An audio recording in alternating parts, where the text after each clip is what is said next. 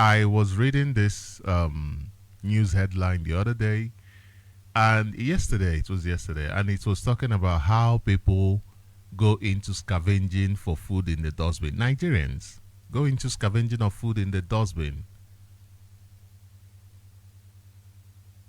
because of hunger. It spoke about how Nigerians are going for spoiled food because they are cheaper. So, which means somebody is actually selling spoiled food to them. And this is the state of the giant of Africa. This is what the giant of Africa has been reduced to. This is what the giant of Africa has been reduced to. In a bid to ensure the survival of the ordinary people in Nigeria, these people who are scavenging in the dustbin for food, Mazi Nnamdi Kanu started this project which is advocating for positive change. He embarked in creating awareness concerning this craziness, this madness, this hellhole that this contraption is, and the disaster it is descending into very, very fast. And today, his words are unfolding. His words are happening right before our eyes because he's a prophet. In addition to the torment of Onyindu, thousands of Biafrans are illegally held at different dungeons operated by Nigeria government. Why? Simply because Biafrans demanded a democratic process of referendum. Simply because we are born Biafrans. Simply because we are born Biafrans. Nigeria is not helping the interest of Nigerians. Therefore, why must Nigeria continue to exist? Why must Nigeria continue to pose a threat to the security of lives? Why must it continue to pose a threat to the security of properties? Why must it continue to pose a threat to the security of trade in that region? I ask our Sahel brothers and sisters, why have you not spoken up about the danger that Nigeria is that Nigeria brings, especially to trade in that region?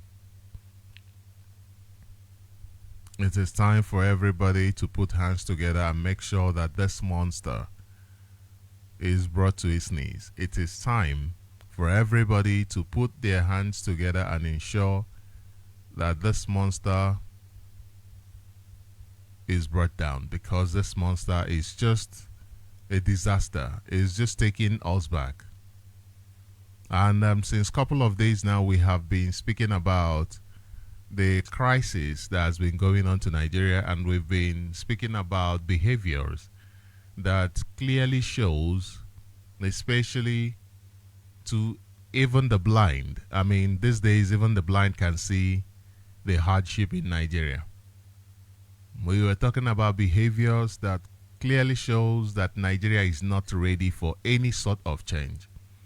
Therefore, it doesn't even matter whether you are talking about what is that term they use? Whether you're talking about regionalism or whatever, it will not change the fact that Nigeria is not ready for change. They will also bastardize the regionalism. They will also destroy the regionalism because the foundation of Nigeria is built to encourage corruption, to encourage devastation, to encourage the strangulation of the people. And on the first day, 2 days ago, we spoke about the application of temporary relief, which is what Nigeria has been doing.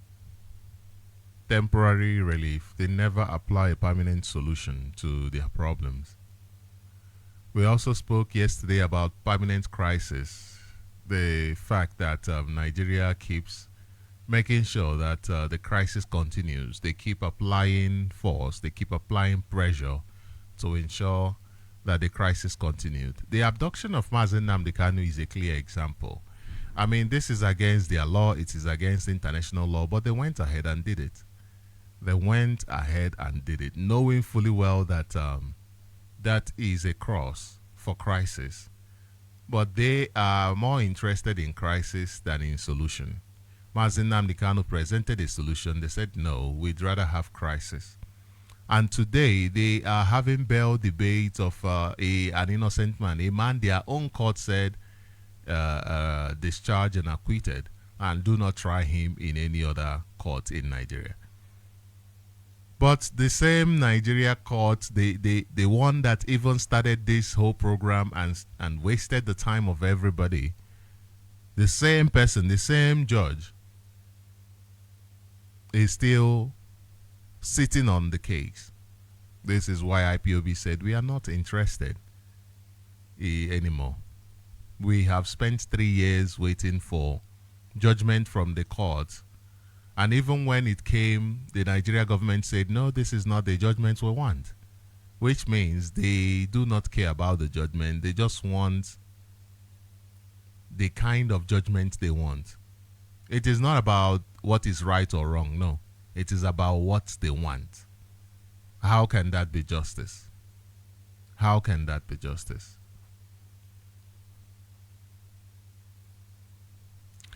The bail debate of Mazi Nnamdi Kanu is a clear sign of what we have been discussing since 3 days, which is signs that Nigeria government is not interested in change.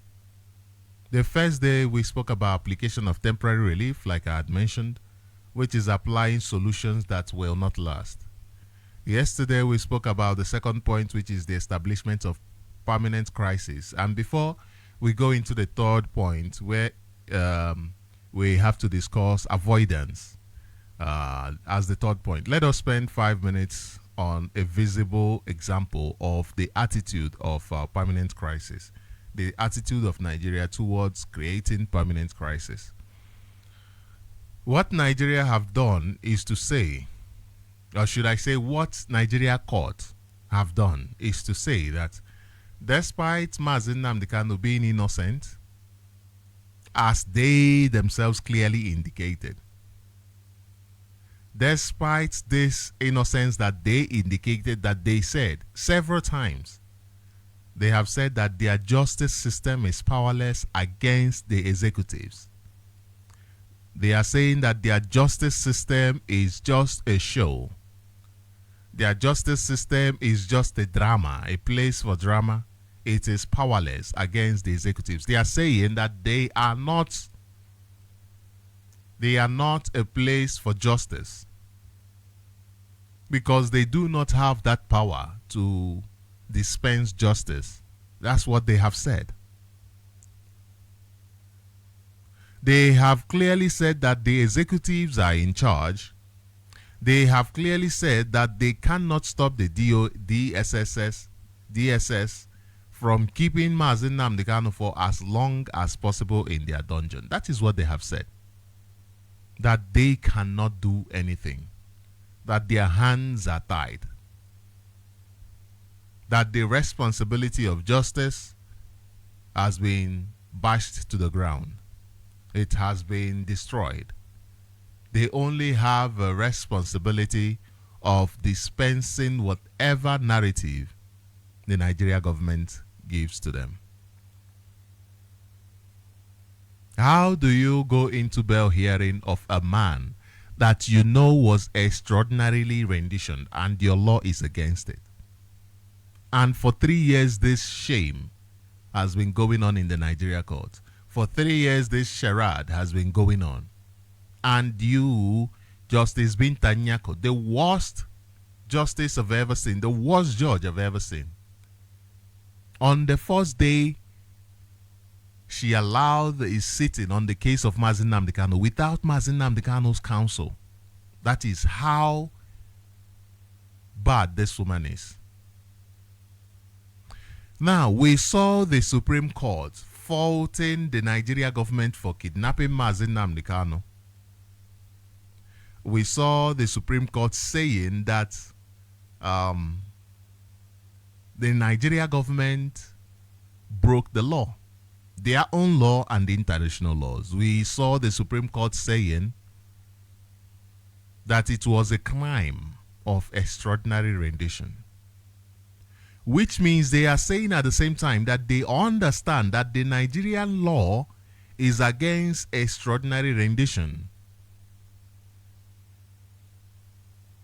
And at the same time, they are saying that the Nigerian government is not allowed to benefit from this crime against humanity.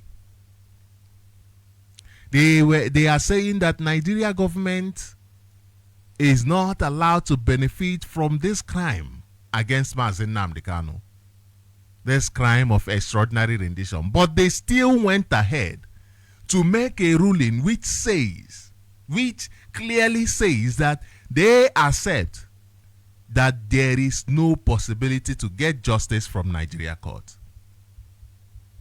Having said all this, having made it clear that the Nigeria government is guilty, that Mazi Nnamdi Kanu is innocent, they also made it clear that all the 3 years Mazi Nnamdi Kanu spent in Nigeria jail is nothing but persecution.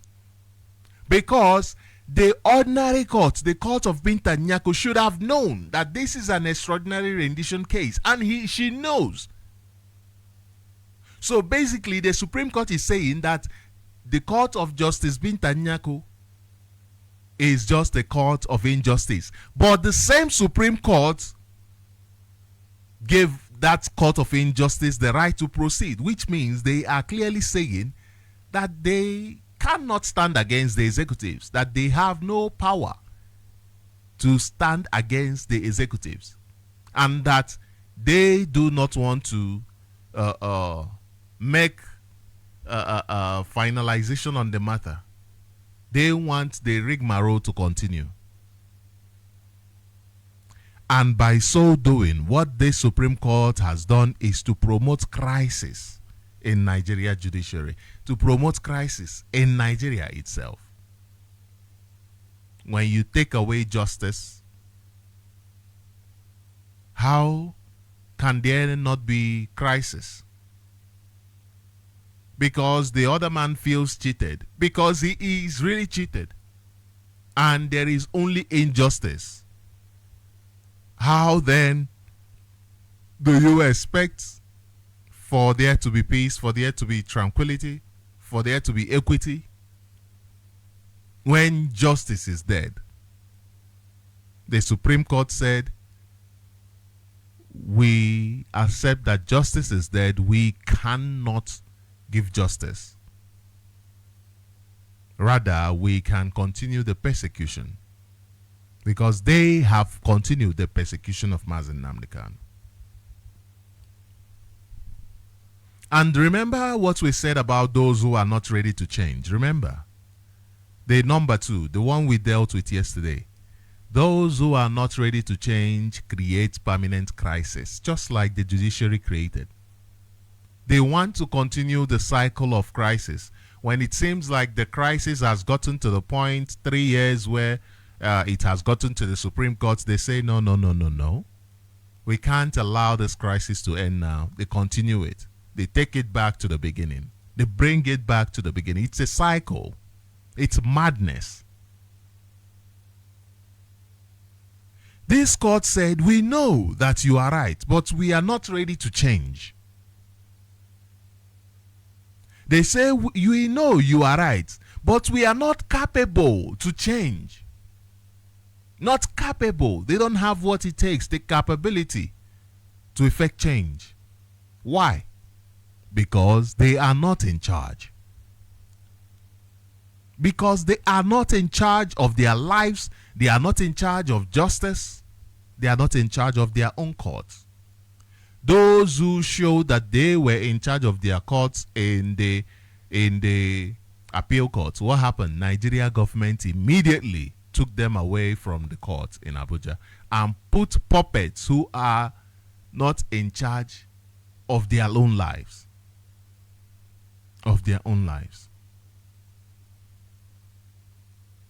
So the Supreme Court by that statement said, we know you are right, but we are not ready to change. We want to continue the cycle of crisis that we started when the Minister of Justice, Malame, oversaw the abduction, the extraordinary rendition, the kidnap of Mazi Nnamdi Kanu. They said, we know we shouldn't have done that, but we prefer that crisis to continue. That is what the Supreme Court said. The Supreme Court said they are not capable of making changes because they are not in charge. Now, the issue, change from what? Change from endorsing evil to upholding justice. So the Supreme Court, the Nigeria justice system is a place where injustice is endorsed. I have said this before, that every organ of the Nigeria government works against its own responsibility. It works against its own responsibility. That is why today, innocent people in Nigeria are languishing in various prisons, and the judges are okay with it. The judges are okay with it. And these crises are not just in the judiciary, they come in various forms. You find financial uncertainty in Nigeria because the financial system has collapsed, just like the justice system has collapsed. That is why you have financial uncertainty. You have CBN governor who is in court for raping the country dry. Why would that not happen when you have Gowon, who stole half of Central Bank, and he is being worshipped in Britain, in UK, and today he goes to the government house as if he lives there. Today he can speak about the genocide that he committed against innocent people, the slaughter of children, and Nigeria collapse. And Nigeria collapse. They say, oh, the CBN governor, he looted this and that. Look at the names of Fulani and Yoruba people who have looted Nigeria dry. Because this man was simply following their plan, following their directives. They want to make him a scapegoat. And this is why people in the Justice Department, they run away. They are scared. They are afraid. They say to you, oh, we know you are right, but we can't do anything. Because they are afraid that when they stand up, they become persecuted. They become persecuted. This is the Nigeria crisis everywhere. Financial uncertainty. Naira plunging to record low. And still plunging. Still plunging. Even in this crisis, it manifests in relationships. In relationships, I earlier on tried to describe the relationship of the ordinary Nigerians with their politicians some days ago. One side thinks the others are lower than animals, which is why they will make promises that if you get killed, if a cow gets killed, we'll give you how much? Is it 500,000 or whatever? And if a human being gets killed, they pay lower than the cow. The value of lives in Nigeria, the value of humans. You have a relationship with your politicians, with those in authority who say to you, you are not as worthy as cows, therefore, why should we fulfill our promises? That is why they make promises to you. They say to you, when we go into this position, when we go into Senate, oh, we will water you, we'll fire you. We'll make your roads motorable. We'll give you 24 hours electricity. We will give you pipe-borne water. How do you make such promises in this day and age, this 21st century? People are talking about going to the moon, and you are making promises of supplying water. Something that the Roman Empire did thousands of years, hundreds of years ago. Hundreds of years ago. It is the promises that Nigeria politicians are making to you today. And not only that they make it, they do not keep it. They do not keep it. Therefore, the crisis continues. It is a cycle of permanent crisis. You keep going through the same issues they use, the same crisis that they came to solve as senators is the same crisis they will use to campaign as governors, because they never solved it as senators. The same crisis they came to solve as governors is the same crisis they will use to campaign as senators, because they never solved it as governors. The same issues, because they want a permanent state of crisis, because you cannot function properly, you cannot think properly when you have a lot of stress, a lot of things bothering you. You know that, I know that. You cannot reason properly when you have a lot of stress. When you have a lot of stress, you cannot reason like a human being, and that is what reasoning properly means. And they will go into that position of governor for 8 years, and they will never solve it. So that another person will come and continue their campaign on that crisis. So when you look around you, you can see these problems are very visible. Look at your health issues. How Nigerians are suffering massively. Health issues. Nigerians are suffering. Health is not just about the physical nature, but also the psychological part of it. Now, every Nigerian is having a psychological problem. Everyone, as a result of Nigeria. And this crisis, it is because rather than for the government to seriously pursue long-term solutions to the Nigerian problems, they continue to offer what did I call it earlier on? The number one issue we discussed. They keep applying temporary relief to a crisis they know is permanent, because they created it to begin with. They created it. So when you look around you, you see all of it, all over.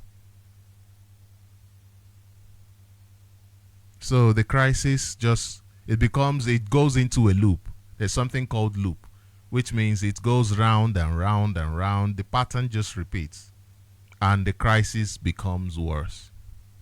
It becomes worse. Now let's briefly talk about the third behavior of somebody or a country who is not interested in change. You talk about avoidance. They avoid issues. They don't want to deal with issues. There was this day, what is his name? The Senate president said that what did he say about Tinubu again? That Tinubu. Okay, let me start with Ngige. Ngige saying that Tinubu is one of the best things to happen to him and to Nigerians. I'm paraphrasing what he said. That Tinubu, he did not do anything wrong. Oh, no, not Tinubu, sorry, Buhari. That he did nothing wrong. One of the best things to happen to Nigeria. They say the problem they see, they avoid it. They say, there is no problem. All is well. And look at all these behaviors I've been telling you. Look at Nigerians. Look at an ordinary Nigerian. You see that they have been able to imbibe these problems. You cannot behave differently from the system where you've been brought up. That is why just from somebody's behavior, you can tell where this person grew up. Just from their behavior. Sometimes, you say, this is how they behave. Simply because somebody grew up there, saw the behavior that the uncle was, the way the uncle or the father or the mother was behaving, and took it. And the neighbor took the same behavior. And, because of the way, the things they say, the things they do, it doesn't matter. They say to you, faith cometh by hearing. Do you even understand what that is? Faith cometh to you by hearing. That means you don't even need to reason. That black man doesn't reason. He just hears often and often and often. Just hear it more than enough, and he'll believe it without proof. That is faith. Something without proof. There is no final outcome. You have not done a test and see, okay, this test, this is the proof. This is the verification. It's been verified. No. So because you do not have a proof, you trust it, you have faith in it because you've heard it over and over and over. And this is the behavior of the black man. And I have said this here so many times about the meaning of that. I like reading the Bible sometimes, believe you me. There are certain things I read, I laugh, and I laugh. There are certain things I read, I say, wow, this is really intelligent. It depends, how do you interpret something? I can say Obi is a boy. You interpret it differently from, I've always said this thing. You interpret it differently from the next person. Just because me and you are seeing the same thing, the same object, doesn't mean we will interpret it the same way. It does not mean we will interpret it the same way. So we are telling you that your interpretation of this book is faulty. That is why you are operating on the level you are operating. That is why your pastors can be billionaires and you are paupers, whereas your pastor was sent to serve you. And you have no problems with that. Why do you think that is? Because of the way you analyze information. I'm talking to Nigerians and those who believe in that. You see Yoruba pastors being billionaires. And when you want to talk about the problem, they will, first of all, avoid it. If they cannot avoid it, they become angry. Anybody that you give information to, watch yourself. Whenever you get any new information and it angers you, ask yourself if that is not a sign that you are not ready, that you are not that much developed yet. Your brain to process information is not that much developed yet. Be open to information. Be open to information. That change that information might cause might not happen because you were angry and you pushed the information away. Be open. Do not avoid serious issues. Now, look at how Nigeria handles issues. You can see the Minister of Justice in Nigeria, despite saying that he is there for justice, he has kept quiet about the greatest injustice happening in Nigeria today. What is he trying to do? He is trying to avoid this greatest threat to democracy. And what is this greatest threat to democracy? The Ministry of Justice turned into Ministry of Injustice. His own ministry. This is the greatest threat to democracy. It is not Mazen Nnamdi Kanu that is a threat to Nigeria. Nigeria is a threat to itself. That is how Nigeria is designed. And the Minister for Justice is quiet. He's been there for over 8 months. 9 months now. Over 9 months now. Sorry, his government has been there for over 9 months. Look at Tinubu. The wife is busy causing injustice. She went to Owerri, Imo State. And what did she do? She blocked the internet and the phone services there. She blocked everything. What rights do Nigerians have? How can you subject people to that and think they will not have psychological issues? And did you see any Nigerian ask why? No. Did you see them ask why? No. No. They have been reduced to that level. That level. Rather than even ask why, they avoid the conversation totally. This is the threat. The greatest threat to democracy is what your government is doing, what your Minister for Justice is doing, and your avoidance, you being quiet about it. That is the greatest threat to democracy. The silence of the United Nations, those who say that they are the chairman of democracy. Look at them, Britain. They are the ones against democracy. Democracy. This year democracy is funny. This is funny. Anyway, Britain doesn't even practice democracy. Let's be honest, they don't practice democracy. They have their courts, which belong to King Charles. So where's the democracy in that? They have their courts, which belong to King Charles. They have their army, which belongs to King Charles. So where's the democracy in that? And now they are coming to Nigeria to tell you about democracy. And some people are buying it. Okay. Nigeria government avoids every call for justice. They avoid it. To be fair though, I know how it feels to be caught up in positions and circumstances that you know nothing about. I know how it feels like to be caught up in that. But do you run from it? Is that what you do? Just run because you've been caught up in things you have no idea about? No. You go and have an idea. Take some time, have an idea. You don't take 8 months. You don't take 9 months. For issue of a national issue like the case of Mazen Namdekano, to begin with, you cannot say you do not have an idea of what this case is about. So you are not even part of those who can say, oh, okay, I have no. If you are being given time to see if you can really get proper information, it is the kind of information that is not in the public domain.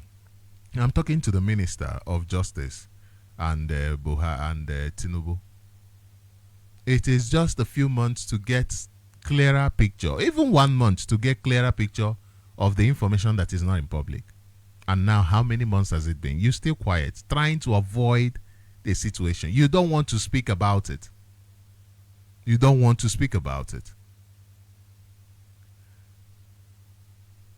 I'm sure the President Tinubu administration, especially the Minister of Justice, they always use this argument that,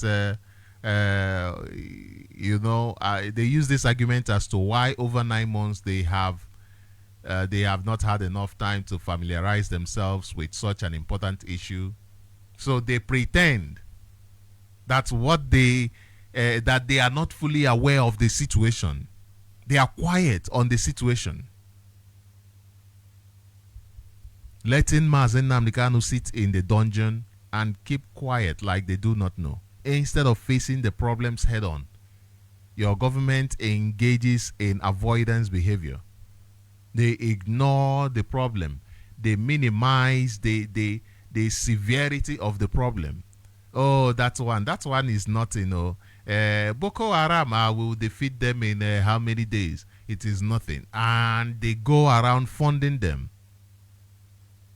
When you come and tell them, oh, you are funding them, they tell you, no, where are you getting that information? They even move the conversation away, avoid the conversation. But you know what happens when you avoid a conversation that you're supposed to have? It stops you from solving it. It cuts down your ability to solve the problem. And not only does it do that, does it hinder your ability to solve the problem, it also what's the word I want to use? It spreads, okay. Let me use the word. It spreads, yes. It spreads this sense. It keeps spreading this understanding, this sense of helplessness. You feel helpless. Every single time you feel even more helpless. You feel even more helpless. You see that every single day Nigerians feel more helpless. Every single day. There is a state of helplessness. A state of helplessness. There is no hope. People are just living out hopelessness. You read stories of people who went to school. Okay, let me read this news for you. This says went to school alive, came back in bags, butchered by the school security chief. This is happening on Facebook, to our Facebook page. If you're on Facebook and you feel disconnected and all of that, please go and download our apps. Please go download our apps. Our apps are clear. They're coming out crystal clear. So let me continue. It says, oh, I forgot to say he also sells dry fish and crayfish in bags. A nice and proper... Okay, just hold on a bit. It says, okay, a nice and proper camouflage that allows him to run his human business undetected. Who will suspect an ever cheerful security man who has so trusted that he was allowed to live inside the school compound? Who would have known? Some 2 years ago, his Oga Mr. Harrison, aka Obanta, went missing with no traces of him till this day. All efforts to find him proved abortive. It was this last Christmas of 2023 that the family decided to give him a proper burial, even without his corpse. They believe that after 2 years, the young, vibrant proprietor of a secondary school and primary school would have come home if he was still alive. So they gave him a befitting burial. He went missing around COVID-19 era. Not every blood you will kill will let you rest. It doesn't matter if it is the blood of a kid. Luck ran out of this jovial serial killer when on Saturday 18 of February 2024, he abducted a little child. The parents of the kids. Search party was dispersed. The brother of the slain little boy told the search party that his brother entered a particular room used by the security chief. The human butcher refused to open the door, not until police were called and the door forcefully opened. But it was already too late. The boy has been cut into pieces, waiting dispatch the following morning in disguise of crayfish and dry fish, his usual way. Unfortunately, killers are recruited as security and vigilante men. Who would have believed that a state security man turned school security chief would be butchering humans right inside the school compound for a very long time, undetected? Do you think he knows what happened to his Oga? Have you heard this story? If yes, help us to develop the story more. What is the name of this wicked security chief? The killer is still in police custody. We hope he won't buy his way out of this case. Okay. This is written by Mazi Elochukwu. He narrated this tale. This happened because we have a society where the government neglects, they avoid handling their own problems. Rather, they create problems. They are the ones who pay terrorists. They pay terrorists. And when you talk about terrorism in Nigeria, they tell you, Buhari used to tell you that it has technically gone down. Tell you that, no, there is nothing like that. There is nothing like that. And you have terrorism all over. This thing has gone this far because we ourselves, we have failed in our responsibilities. We have failed to look out for each other. One person goes missing and the whole community did not mobilize until it got to this point. How many more would have died if this boy's Chi is not alive? How many more would have died? How many more would have died?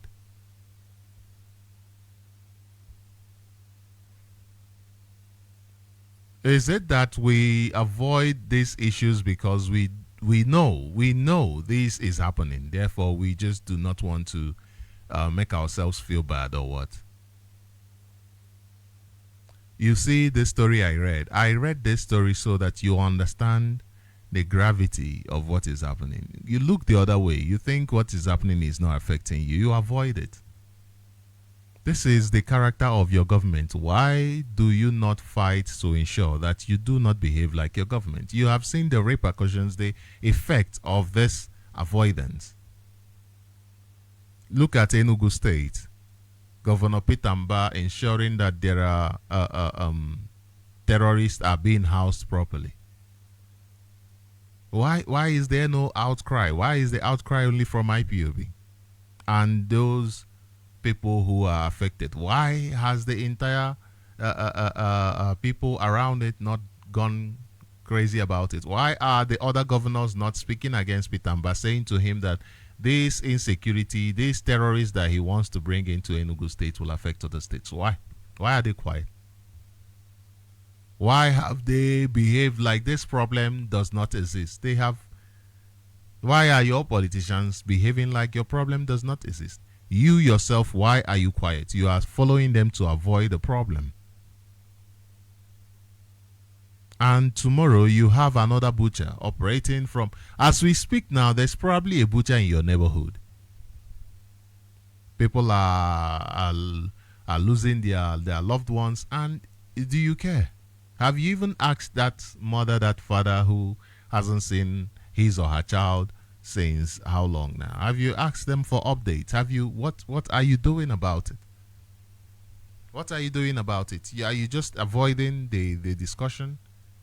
Oh, you feel so bad that you don't want to talk about it. Are you serious? People are dying at a harmful. If not for IPOB, the ESN interference to stop terrorists from invading our land, the entire Nigeria would have been just zombies walking around answering Fulani names, doing rankaded. Just a few days ago, issues of local government, Uzo one, a local government, was the people there were attacked, under heavy attack by terrorists, Fulani herdsmen. Some people were kidnapped, and till today they are still kidnapped. How much are we talking about it? What about those our brothers and sisters, our mothers and fathers that were kidnapped from Abuja coming back home, and those that were kidnapped heading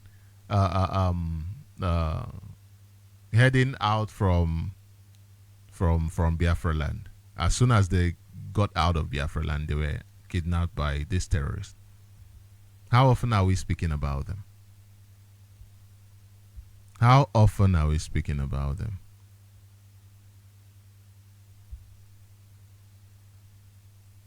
Why are we avoiding these problems? Why are we avoiding these problems? Look at Gaza. According to UN officials, over 30,000 killed in Gaza war since a couple of months. Do you know how many that is dying in your area? Why are, even if UN is avoiding talking about yours, why are you avoiding it? Do you know that the case of Abba, where now people are jumping in the street and celebrating electricity, it happened because people spoke up, because people said enough of this corruption, because people said enough of this sabotage by Emekofo. That is why it is happening. You don't solve a problem by avoiding it. It has never worked. How long did Soyinka avoid talking about the Nigeria, the terrorists ravaging, until they came to his farm? They now start up to speak about it. And today he's talking about, what was he talking about again? Decentralizing Nigeria so that people can eat. But he understands that Biafrans are not interested in so that we can eat. No. We want so that we can live. And even decentralizing Nigeria is not going to help. Look at your governors. The governors you have today, they are the ones bringing in terrorists and saying, let's build our land, let's build houses for them. Well, look at it. Look at it. Our destination is a referendum, freedom. If you want, take the long, try to rigmarole, use people like Soyinka to talk about this decentralizing Nigeria. He must talk about referendum. He must talk about division, not decentralizing Nigeria power. That name Nigeria, we do not want it. We do not want to be part of it. We were not asked about our we were not asked about if we wanted to be part of Nigeria. No, we were forced into Nigeria. Until today, we are being forced into Nigeria. And you're talking about decentralization because you don't understand that what you are saying is still forcing us into being in Nigeria. We do not want to be part of Nigeria. Stop forcing us. And stop avoiding the situation. Stop avoiding the problem. The problem. Our march is towards freedom, and for you to be free, you must open up yourself to discussing the problem at hand, not avoiding it. You must discuss the problems at hand, not avoid it. You cannot solve a problem by avoiding it.